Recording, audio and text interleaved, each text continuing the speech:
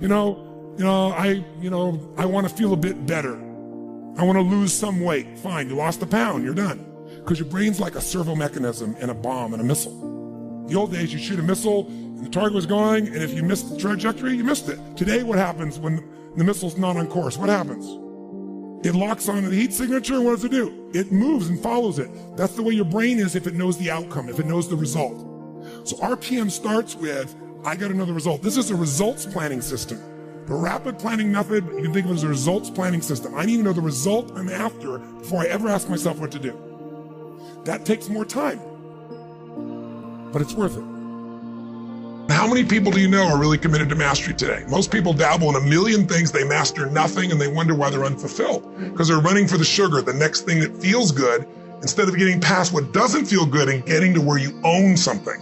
That's what my life's about. And I think in people's lives, there's only maybe half dozen, 7, 8 categories that really matter. Most people, they major in minor things. They focus on stuff that doesn't matter. They know more about this celebrity going in and out of rehab than they do about their own personal development. But I if you look at your body, where you're starting, without that, everything else is out the door. You don't want to be richest man in the graveyard. That's not going to do it. If there is energy, if there's vitality, if there's strength, it's going to show up in your relationship. It's going to show up in your business, show up in your life. That's an area you got to master. You can't dabble. It's too important. Emotions are everything. You got a ton of money, everybody loves you, and your primary emotions are pissed off and frustrated, then your life's pissed off and frustrated. It doesn't matter if you got $1 billion or 1 million people loving you, your life is not great. Other people, they don't see it really, but you got to really believe in what you got inside of you that's telling you and driving you to a certain goal for something. The very minute that you decide upon something, you know that's what you want, you know you're going to do it. All of these negatives that have been bothering you, they pick up their baggage and get out. They can't live in a positive mind. You have to move with courage, with faith, with determination. You want to leave a legacy and contribute to the greater good. So for now, it's the uncomfortable, discipline, and sacrifice. Because to cash out in the future means today you got to pay the price. So that means when your friends ask, can you go? Your heart wants to say yes, but your willpower says no. Because Mr. Jones Thermochemistry 3202 ain't no joke. And so you gotta be locked in and stay woke. Because he's all about business and doesn't give any rope. So I invite you, find something that you can do that's beyond yourself, something little. You can be contributing to the trafficking issue. That's obviously a huge one for me. Feeding people. Feeding America, I'll match any of you that make a donation here with Dr. Oz. I'll match whatever you do, because if it's $10, $100, I've worked to feed 1 billion people over the next 10 years. We've fed 500 million meals in this country in the last 5 years alone. I have in my partnership with Feeding America. But find something, just a few dollars, or a little bit of your time, a little bit of your emotion, because what you want is not happiness, you want meaning. And meaning comes from doing something beyond yourself. Suffering is when we think about ourselves. Suffering disappears the minute we find a way to serve others. Think of a second moment now that you could be deeply grateful for. Again, it could have been at any stage. It could be something little or big. Step into that moment, breathe like you were breathing then. See what you were seeing then. Hear and feel what you were hearing and feeling then. And fill up with that feeling of gratitude, of enjoyment. And then finally, one more moment that you could feel grateful for. What would be a really beautiful moment in your life you could relive? Step into that moment now. Breathe deep into it. See what you saw, hear what you heard, feel what you felt. Fill up. Fill up with love or gratitude or joy. And if you can feel it, it feels good, make a sound. Don't hesitate, like a little kid. Make a sound that feels good to you. Just go, make the sound. Do it again. And one more time and make it even louder. That's awesome. Now, continue to feel your heart in this gratitude. I bet there have been times in your life where things happened for you that you didn't make happen, or like a coincidence. You went to go do something and you met somebody you love, or do something that led to a career or a friendship. What's a coincidence you're grateful for that led to something beautiful? And what if life was always happening for you, not to you? What if you really believed that even the pain was a gift because it got you to grow or change or expand? What if everything was happening for you? And now you're in a really beautiful state. Keep breathing in your heart. And then to finish this, all you've got to do is end this sentence for me. Keep breathing in your heart, not your head, your heart. Fill up with that gratitude. And then ask yourself about that thing that used to stress you a few minutes ago. Say, all I need to remember, all I need to focus on, all I need to do in that situation is what? And trust your heart. It knows the answer that fast. Feel your heart. All I need to focus on in that situation, all I really need to do, all I need to really appreciate or feel or experience, all I need to focus on, all I need to believe, all I need to do is what? And your heart knows the answer. Raise your right hand with your eyes closed if you know the answer. If you know exactly what to do to resolve the situation, raise your right hand nice and high if you would right now. And keep your hand up. As soon as you got it, raise your hand. Perfect. Keep your hand up. And then open your eyes and look at the percentage of people who just in 2 minutes have figured out how to solve what was so stressful. If you look around, it's about 90%. For those of you that are still there, you're kind of hanging on a little bit. And for those that are doing that, there are other techniques, but did it reduce it? Yes, even for those. So for you, ma'am, you didn't, which one didn't raise your hand? One of you didn't raise your hand. Yeah, so did it reduce it for you? So where was it and where is it now? Oh, it went from a 9 to a 6. So we could do a second one and stack it. So what I want you to do is, this is a way in 2 minutes, you're starting to feel stressed, you breathe in your heart, you focus on what you're grateful, 3 things, and then you look at the problem and from your heart you solve it. How many got it? Let me see your hands. How many got it like this?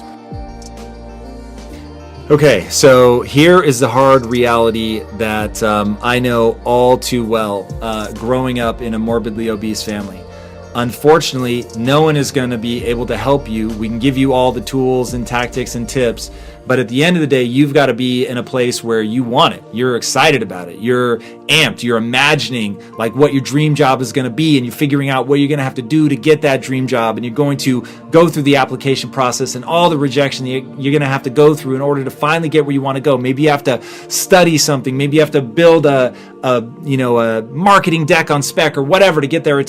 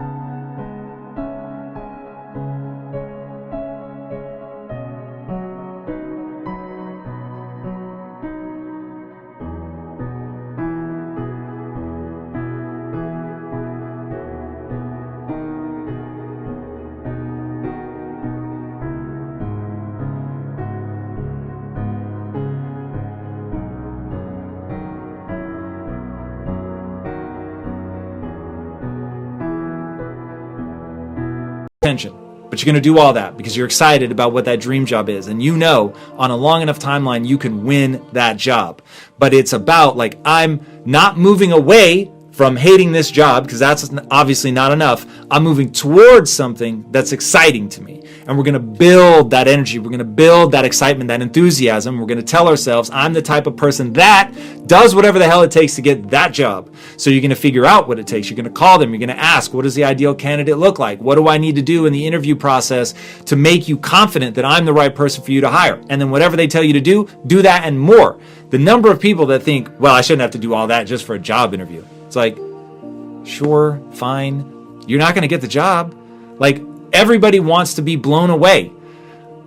To have unusual success, your job is to leave people in awe. Okay? So that's the job side. We're going to do all that. We're going to go leave them in awe. We're going to get our dream job. We're going to set our mind to something. We're going to keep going. We're going to push past all the rejection, which is inevitable. It's not a commentary on you. It is the nature of getting a job. Now, the next part. I can tell you right now, there's one word that's causing all your problems, and that is you're ashamed. You're ashamed of your weight. Don't be. Okay? This is just biology. We're playing a game of figuring out what do we have to do to get the body that we want. Now the problem is your biology is going to f with you. So did you know fat is an organ? Meaning, like your liver, like your heart, like your kidneys, It is an organ. It secretes hormones. It tells your body to want certain things, to behave in certain ways, to eat certain foods. Your microbiome is essentially an organ. It's 5 pounds of bacteria in your gut that respond to what you eat, that the population changes based on what you eat, and then to make sure that they survive, they keep telling you to eat more of that. So you've got your fat cells screaming at you to keep eating, to keep overfeeding so that they can stay safe. They don't want to feel like they've entered into a famine period where now they have to get rid of this incredibly useful extra stored energy. You've got your microbiome saying, hey, that fast food that you've been eating, eat more of that because we're optimized for it. We want it. We need it. We won't survive if you change your diet. So you've got a lot of things working against you from a biological level, okay? I'll say this. The deck is stacked against you. Mom died when you were young. That had massive cognitive implications, okay? Would have at a very formative age impacted you. You were homeless. That creates this sense of fight or flight. It's a high stress moment.